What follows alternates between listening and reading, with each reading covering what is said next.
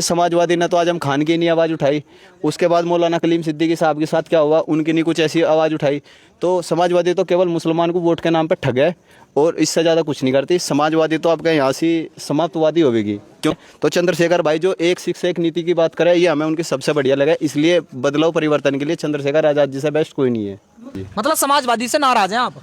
देखो जी, नाराज नहीं है। देखो, जो मुसलमान की बात नहीं करता तो मुसलमान की वोट कैसे ले लेगा? मुखिया जी, ये जो भीड़ है ये वोट में तब्दील होगी? वोट में तब्दील होगी। 2027 में लगभग 230 सीट चंद्रशेखर भाई खुद के दम पे जीत के उत्तर प्रदेश के सीएम बनेंगे। देखते रह जाएंगे, ये सारी पार्टियों के फिल्टर चौक हो जाएंगे। क्या कर दिया उत्तर प्रदेश में चंद्रशेखर भाई। तो इसलिए हम तो अब जब बदलाव चाह रहे हैं इस प्रदेश में। बदलाव में किसे ला रहे हो ऑप्शन में? बदलाव में तो जी चंद्रशेखर आजाद जी है, इनसे बेहतर कोई नहीं है पश्चिम उत्तर प्रदेश में।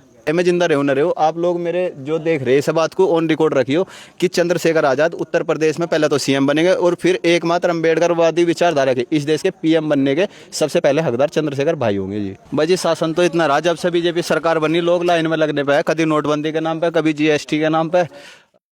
नमस्कार साथियों, आप देख रहे हैं आजाद दस्तक टीवी में आपके साथ देवराज। इस समय हम मौजूद हैं पश्चिमी उत्तर प्रदेश के जिला शामली में और शामली की विधानसभा थाना भवन में हम पहुंचे हैं। और ये गांव हमने चुना तो हिंड गांव है, क्योंकि आजाद दस्तक टीवी की टीम पश्चिमी उत्तर प्रदेश का सर्वे कर रही है कि 2027 में चुनाव के मैदान में सारी पार्टियां उतरी हुई, किस पार्टी की सरकार बननी चाहिए, जनता किसको पसंद कर रही है। अब तक जो बीजेपी सरकार के जो 9 साल पूर्ण हो चुके हैं उत्तर प्रदेश में शासन के, कितना अच्छा शासन चला, इन सारे सवालों को लेकर लोगों से हम जुड़ते हैं। गांव के लोग कुछ मौजूद हैं यहाँ, देखिए काफी साथी लोग हैं यहाँ। एक भाई है, सीधा सीधा बात करते हैं। जी भैया, क्या नाम हुआ आपका? मेरा नाम अली मुखिया जी है। अली मुखिया जी। हाँ। भाई कैमरामैन थोड़ा सा नीचे को हो जा।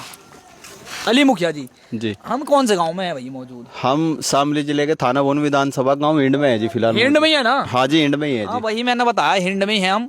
मगर इसलिए क्लियर करना पड़ेगा कि कुछ पत्रकार होते कहीं लोकेशन कहीं की बता देते हैं, पर आजाद दस्तक टीवी की टीम जो है ना वो क्लियर रिपोर्ट देती है। बिल्कुल हाँ जी, आप हिंड गांव में बैठे ही हिंड में उपस्थिति है। हाँ। पहला सवाल यूँ रहेगा, जो अभी तक बीजेपी सरकार चली उसका शासन कितना अच्छा रहा? भाई शासन तो इतना रहा, जब से बीजेपी सरकार बनी लोग लाइन में लगने पे है, कभी नोटबंदी के नाम पे, कभी जीएसटी के नाम पे, और कभी क्या नाम लॉकडाउन लग जा, उसमें क्या स्थिति हुई। अब ये गैस की किल्लत सी हो रही है, कभी क्या नाम कोई कागज बनवा लो, कभी कुछ। तो जब से सरकार बनी लोग लाइन में लग रहे हैं। ऐसा तो कुछ नहीं है कि जनता हित में कुछ काम हुआ हो। जनता के हित में कोई काम ही नहीं हुआ? नहीं जी। और जनता पे तो एक बिजली का इतना तगड़ा फरमान जारी कर दिया। हमारे गांव में भी पिछले 8 दिन पहले ऐसा हुआ, 40-50 घरों की गरीब आदमी है, उनके घरों की बत्ती गुल थी, और जिनके घर की स्थिति ठीक है सबके घरों में लाइट थी। तो इस भाजपा सरकार में सीधा सीधा गरीबों पर हमला हो रहा है। तो अच्छा, तो इसलिए हम तो अब जब बदलाव चाह रहे हैं इस प्रदेश में। बदलाव में किसे ला रहे हो ऑप्शन में? बदलाव में तो जी चंद्रशेखर आजाद जी है, इनसे बेहतर कोई नहीं है पश्चिम उत्तर प्रदेश में। चंद्रशेखर आजाद को आप चुन रहे हैं, मगर उससे अगर हटके हम देखें तो बहुत बड़ी बड़ी पार्टियां हैं। चंद्रशेखर आजाद की नई नवेली पार्टी को ही क्यों चुन रहे हैं आप? देखो जी, हमने देखा है सो आजकल डिजिटल जमाना है। भाजपा वाले कह के हमने डिजिटल बना दिया। यू गरीब आदमी के लिए तो डिजिटल बने नहीं, जो पैसे धनपति लोग हैं उनके लिए डिजिटल है। हमारे लिए डिजिटल तो ऐसा है, हम इस पर घर बैठे भाई सारी एक्टिविटी देखते रहे। भाई देश के क्या हालात है, हमारे प्रदेश के क्या हालात है। लगातार यहाँ से अपराध चरम पे है, यहाँ कोई सुनने वाला नहीं है, अधिकारी बेलगाम है, जिसकी जो मर्जी आवे वो करता है, कोई सुनने वाला नहीं है। तो एकमात्र देश की मजबूत आवाज जो सबसे बड़ी पंचायत में बैठ के भाई चंद्रशेखर आजाद जी उठावे। अभी बिजली का मुद्दा था, वो भी हमने देखा उनका उठाता हुआ। और उससे अलग भी वे एक सबसे बढ़िया बात करे, एक शिक्षा एक कानून। भाई पूरी दुनिया में ऐसा कोई देश नहीं है जहाँ क्या नाम सरकारी स्कूल हो। एक भारत ही देश ऐसा है जिसमें क्या नाम सरकारी स्कूल अलग है, प्राइवेट अलग है। भाई गरीब आदमी तो सरकारी में पढ़ावे, अमीर आदमी प्राइवेट स्कूल में पढ़ावे। अब जो प्राइवेट में पढ़ने वाले, भाई मैं भी नौकरी का फार्म जब कोई निकलेगा देंगे पेपर तो मैं तो क्रैक कर देंगे। गरीब आदमी कहाँ कर देगा? गरीब आदमी तो जो गरीब था वो वहाँ का वहीं रह जाएगा। बस उसे स्कूल में खिचड़ी का नाम पे एक बकावा है, कुछ नहीं है। तो चंद्रशेखर भाई जो एक शिक्षा एक नीति की बात करे, ये हमें उनकी सबसे बढ़िया लगा। इसलिए बदलाव परिवर्तन के लिए चंद्रशेखर आजाद जी से बेस्ट कोई नहीं है। बात आप मुस्लिम समाज से बिलोंग करते हैं, मुसलमानों की अगर बात करें तो वो तो समाजवादी को ज़्यादा पसंद करते थे। देखो जी, समाजवादी ने तो आजम खान की नहीं आवाज़ उठाई, उसके बाद मौलाना कलीम सिद्दीकी साहब के साथ क्या हुआ, उनकी नहीं कुछ ऐसी आवाज़ उठाई।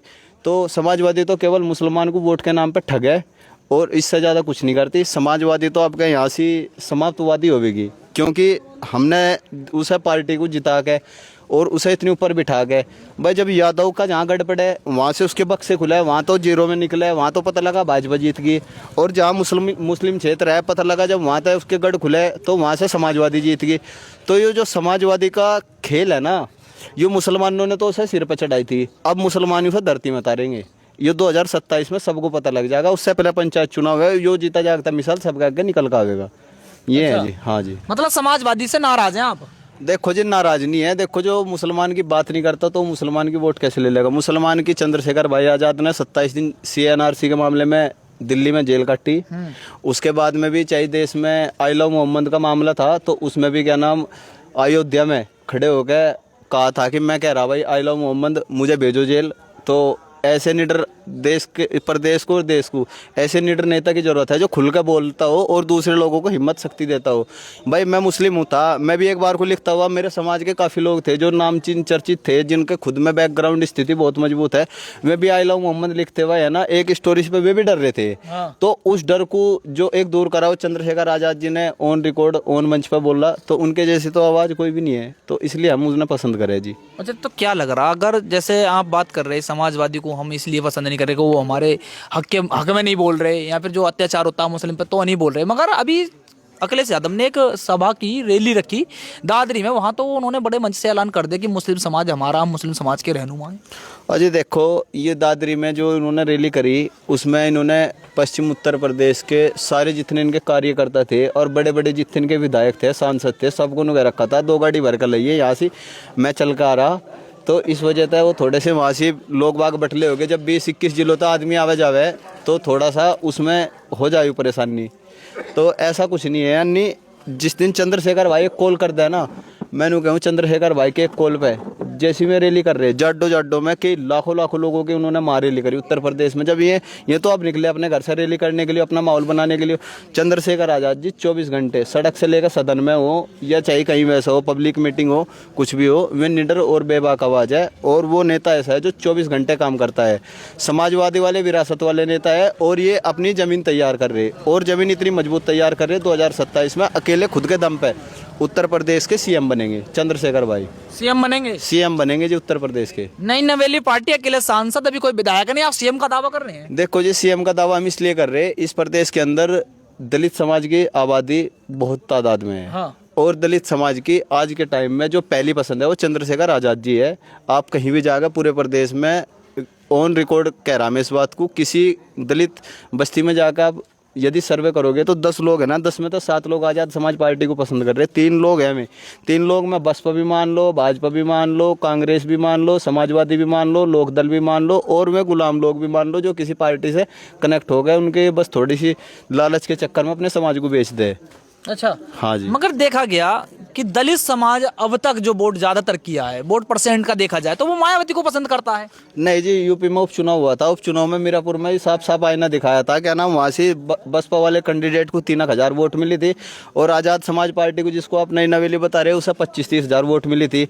जबकि वहाँ से और सरकारों के जो बड़े बड़े दिग्गज बने या बड़े बड़े लीडरशिप उनकी बहुत मजबूत है, वे सब लोग वहाँ से आए थे अपना प्रचार प्रसार के लिए। मैंने कहूँ 3-3 पार्टियों के राष्ट्रीय अध्यक्ष वहाँ से पड़े थे, उसमें जयंत जी भी थे, ओवैसी जी भी आ रहे थे हैदराबाद से, और क्या नाम अखिलेश यादव भी आए थे। उनका हेलीकॉप्टर ही खराब कर दिया था, उनकी तो बेचारों की किस्मत ही खराब है, अखिलेश यादव जी की। हाँ, वो उस दिन उनका हेलीकॉप्टर नहीं उतरा था। मीरापुर में चंद्रशेखर भाई का रोड शो था, पर मैंने कहा उनके रोड शो में एक अलग ही जोश था, वो देखा जी हमने। नहीं, ये तो देखा जाता है कि जब चंद्रशेखर भाई रैली करते हैं, चाहे कोई सभा हो, तो लोग तो बहुत पहुंचते हैं।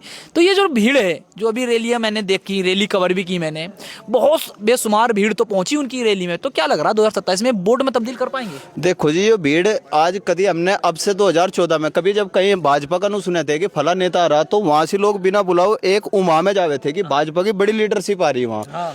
आज के टाइम में वही लीडरशिप यदि हमें किसी में नजर आवे तो चंद्रशेखर भाई के अंदर है, कि जब चंद्रशेखर भाई की एक कॉल होना कि कहीं जा रहा है चंद्रशेखर भाई, तो उसी के साथ साथ में मैंने कहूँ उंगा तो मामला हो लिया ढिल्ला भाजपा की तरफ, चंद्रशेखर के पीछे उससे भी डबल भीड़ आवे।